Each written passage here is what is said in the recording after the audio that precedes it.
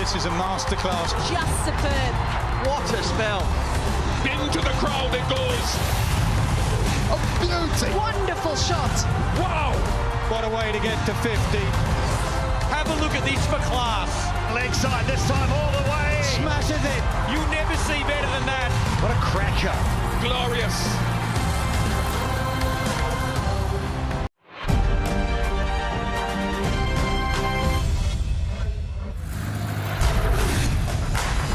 This is a masterclass. Just superb. What a spell. Into the crowd it goes.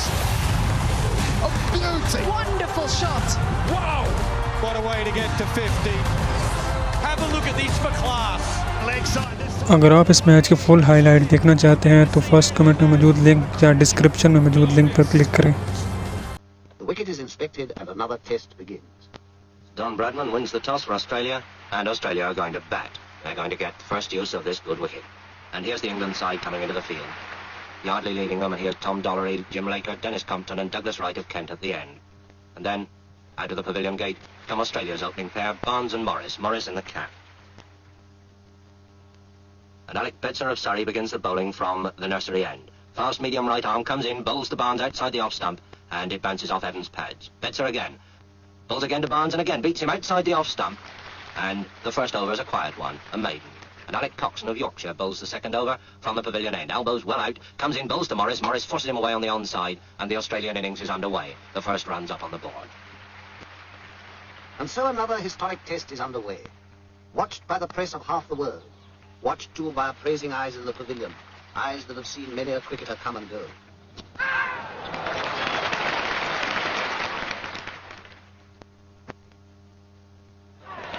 Australia's innings has come to a close. The score stands high and is duly noted. There is time to breathe until England takes the field. Cricket in the hands of the experts, more than a game. It's a craft at least, almost a science. Let's ask an expert, Bert Rhodes of Derbyshire, to bowl us a leg break on this demonstration wicket. Now, there's the spinning finger, the third one, see, cuddled close against the seam. He comes up. Now, this is the perfect leg break. Watch where it pitches. Just outside the line of the leg stump, and it turns enough to beat the off stump. And now, the orthodox, the natural break, spun off that index finger, the off break. And this pitches, watch it, outside the line of the off stump, and it beats the leg stump. Now, that's the right arm bowler's orthodox weapon. Let's see how the batsman copes with it. As the ball comes down to him, turning into him, well, all right, he just lets it hit the bat.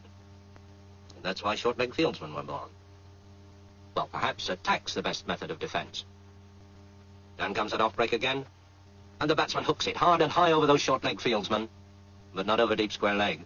There is a way of doing it, of course, over the ball as it moves into you, and push it away along the ground as Edrich does this ball from Lindwall, playing it to Barnes.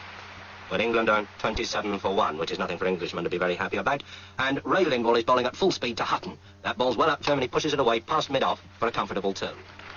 Bradman moves round those hungry Australian slip fieldsmen, and Lindwall, in one of the finest spells of fast bowling seen in England since Larwood, bowls again, this time to Edrich, and Edrich pushes him away out into the covers, quite safely. And it takes Doug Wright at number 11 with a wild swing over the bowler's head, sky high up there into the long field, to save England from the follow-on. And Ray Lindwall, with 4 wickets already in the match, bowls again from the pavilion end, and bowls Alec Betzer. And England are all out for 215, 135 behind Australia on the first innings. But now Australia have started their second innings. Betzer bowls to Barnes, it's in swinger, and Barnes puts it away, down to long leg. Round comes Hutton, dealing at long leg, and there's that quick low throw to Godfrey Evans. And now Wright bowls to Morris, and he's out! When a wicket falls or a hit is made, those behind the scenes spring into action. What they record will go speeding over land and ocean. When a batsman strikes, the whole world outside will want to know the score. And when they know it, they'll cast an envious thought to those who sat at Lord's and watched. And there goes Barnes, magnificently caught by Washbrook at long on for 141. And Australia are now 431 in front. And now here comes Lindsay Hassett, the vice-captain, to face up to Norman Yardley. I suppose waiting for the earlier batsman. He's had his pads on for the best part of 4 hours. Well, he needn't keep them on any longer.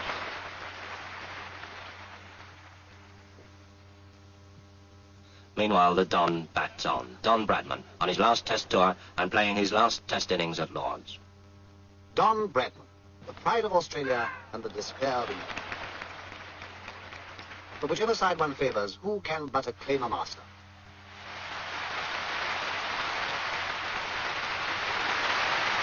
Bradman, whose name now joins the golden pageant.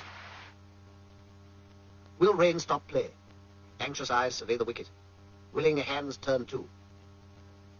But fate is kind and the battle is renewed. All through a cloudy afternoon they struggle on. The English batsman extra careful, heavily conscious of each wicket as it falls. England want 596 to win, and Hutton's out. Out for 13, and England 42 for 1 wicket. And now Toshak bowls to Edridge. Ian Johnson catches him at first slip. Edridge is out. England 52 for 2 wickets. And in trouble. Everything depends on the man who now comes out of the pavilion. Dennis Compton. And with Hutton gone, England's last real hope. So they fight on, a battle of muscle, sinew and eye. For this is cricket at its finest, calling forth a quality deep in men, the calmness of a Compton on a sticky wicket when the world is watching. England, 106 for 3, want an impossible 490 to win. Impossible? Well, Compton's still there. And here's Big Bill Johnson with that bucking, bridling run coming in to bowl to him. And Compton's out. England's last hope of the impossible. And now, Toshak bowls the Coxon. Toshak thinks he's out. Umpire thinks he's out. Coxon thinks it's a shame. Now it's all over, bar shouting. The day wears on. Another game is lost and won. Well, perhaps not quite. Defeat has come to England, and to Australia, victory. Australia takes the Ashes.